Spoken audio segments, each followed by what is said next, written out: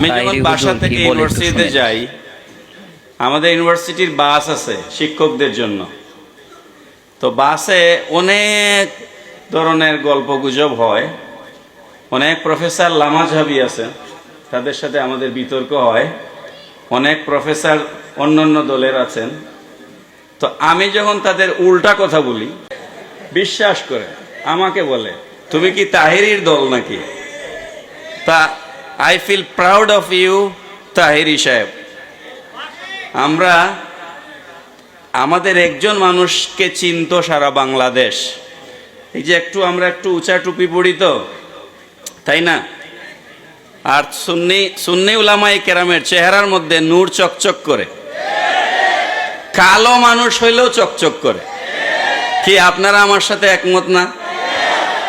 Face is the index of mind.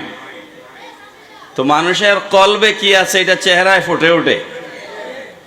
দেখবেন বড় শাইখুল হাদিস চেহারাটা মরে কালো ছাই হয়ে গেছে, কি আছে না?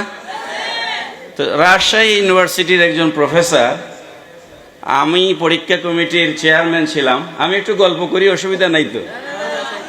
আমি মূল কথায় যাব।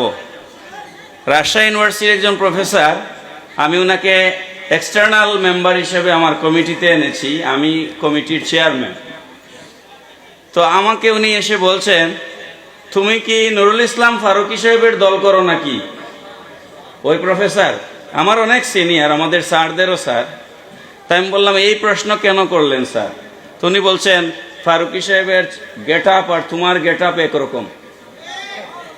তো ফারুকী সাহেব টেলিভিশন চ্যানেলের মাধ্যমে, বিশেষ করে চ্যানেল আই এর মাধ্যমে উনি একদম রান্নাঘর পর্যন্ত ঢুকে গিয়েছিলেন।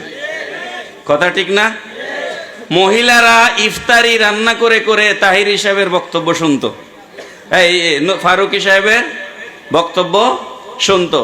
ফারুকী সাহেবকে তো এই বাতেলরা বাঁচতে দিল না, কি ঠিক কিনা বলেন? বাঁচতে দিল না। ফারুকী সাহেবের পর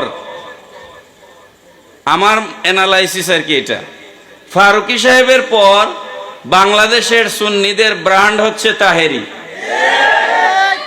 এই তাহেরি আমাদের রত্ন, তাকে আমাদেরকে দেখে রাখতে হবে। আমি প্রায় সময় ওনাকে ওনার মেসেঞ্জার চেক করলে পাবে, আমি বলি ভাই একটু সতর্ক থাকো। দেখি গাড়িতে হামলা করে বসেছে।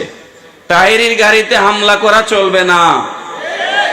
তাহেরির গাড়িকে রক্ষা করার জন্য কমপক্ষে 100 জন ছেলে ব্যারিকেড তৈরি করতে হবে, কারণ তাহেরি আমাদের ব্র্যান্ড।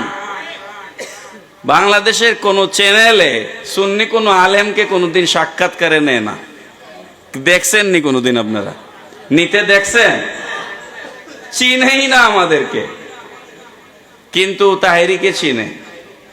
এই জন্য তাহেরি সাহেবেরও এই জায়গায় দায়িত্ব আছে। বন্ধু হিসেবে একটু সমালোচনাও করা দরকার আছে। আপনি এমনভাবে কথা বলতে হবে যাতে আমরা লজ্জা না পাই। আপনি আমাদের মুখ উজ্জ্বল করবেন, আমাদেরকে গর্বিত করবেন। সারা পৃথিবীর মানুষ যেন মনে করে তাহেরি সুন্নিদের একজন প্রতিনিধি।